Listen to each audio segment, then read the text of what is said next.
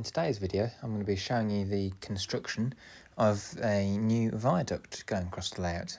These pictures you can see on the screen now show the gradual construction, the steps going through the construction. It's a Metcalf kit. I can't remember the number off by hand. I'll put a picture up on the screen of which number it was. I did have a problem though when I first built it, in that I didn't check how tall it was for where it was going. So as you can see in this picture, it was about 1 centimetre too tall. Luckily, it was 1 centimetre tall on both ends, so it wasn't then having to cut it at an angle or anything. I just cut 1 centimetre off the whole length of it, which was fiddly and tedious to do, but I'm glad I did it, and I took my time with it, and it has paid off. As you can now see, the viaduct has been cut and is now in place. I'm just experimenting now with bits of foam underneath, just to get the desired look I'm going for. So my plan is, as you can see in this archway here, there's going to be some land going down there. There'll be a road possibly going through here, and then this one won't finish this high, but it will start here and it will then go up to that corner up here to then meet the land and go gently up that way like that. So hopefully I've got enough foam to do that with. If not, I can experiment with cardboard and paper mache or plaster bandage, whichever I find is easier. But yeah, so I've cut it down to the height it needs to be now. As you can see, it matches the height of the risers either side. You'll already have seen the pictures I took earlier of how much higher it was. So yeah, I'm quite pleased with it. You can see as well the main track that will go through across the viaduct. And I'm going to have one disused line going across, not necessarily connected to anything, but just there to be displaying.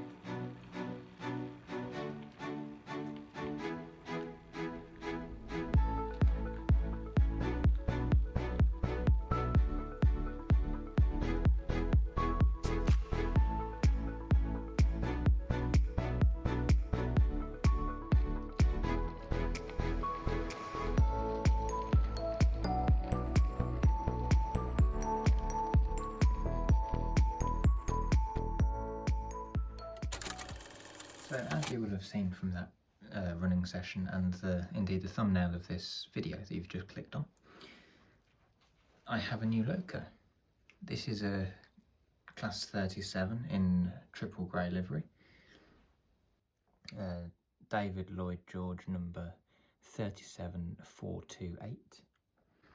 I've been looking at getting a Class 37 for a while.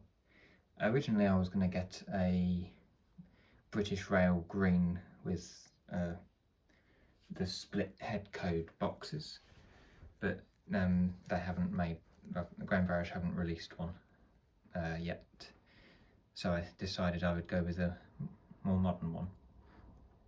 And if indeed they do make one in the future, then they look very different in each other livery wise as well, so I can use one on heritage, the heritage side of things, and then I've got this more modern one for my modern rolling stock. As you also have seen from that running session, it runs incredibly smoothly, and that running session was filmed before I have run this loco in, and that's how smooth it was already. It is incredible. The detailing on it is amazing. I have fitted the plough on the front of on one end of the locomotive. I did have a bit of trouble with that, as you might be able to see there. There is only one clip holding it in. That's because I was able to remove the coupling reasonably simply, but then trying to get this in, there's like two pegs. So there's, if I just get a little pointer, there. So there is one peg here that goes through that socket there, and one that goes through that socket there. So, but the way it works is it's almost like a claw. Hi, it's me from the future. I know it's amazing. I realised in this section I didn't explain very well how this socket worked, so here's a diagram to help you understand. It's then trying to get it to clip in and squeeze in. You have to then squeeze these two clips closer together to try and push it down. And as I was doing that, this one snapped off, which at the end of the day, it wasn't too much of a problem because it actually made it easier for me to get it in. It's not, the only noticeable thing is that you've got one yellow bit here and there's nothing on the other side, but that doesn't bother me. And I'm very happy with how it looks. And I think it was a good decision to add it on. I did try adding the front guard. I can't remember what the name is now. If anyone can remember the name, just put down in the comments. The little guards that go in front of the wheels on the Class 66, where you would have to take the coupling out and then put that in from underneath, so it gives it a flat front look to it. I tried fitting one of those, but A, I couldn't remove the coupling, and B, I couldn't get the attachment to go in the holes, because the holes that are in the main frame underneath that you have to push it up into were actually too small. So in the end I've just decided to leave my Class 66s as they are. The growing fleet of Class 66s, that is. But yeah, I was really happy with how the 37 had gone with the front snowplow, and that's what gave me the idea to have a look at the 66s. But yeah, if anyone does know how to remove the front coupling of the Class 66, please let me know in the comment section, because I've looked all over the internet and couldn't find anything as to how to actually remove them, whether it be by an instruction manual or a video. I couldn't find anything, but never mind. So anyway, thanks for watching this episode. In the next episode, I'm hoping to be focusing more on this side of the layout and the hillside, because as you can see at the moment, it hasn't changed much since I last showed it to you. But yeah, very happy with how the viaducts turned out. So next video might as well include some of the adding in the foam around the viaduct to kind of bed it in a bit more, as well as that. And then in another video down the line, I shall show you the progress I've been making on this shed Mark III.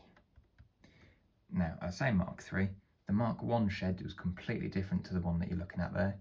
This is the Mark II shed, which is very similar to the Mark III shed. The only difference being this is with 1mm grey board, and I painted it not thinking about it properly. I didn't varnish it or anything, and as you can see, it warped. I mean, that's been like that, as you've seen in a lot of running sessions for a while, but I've now finally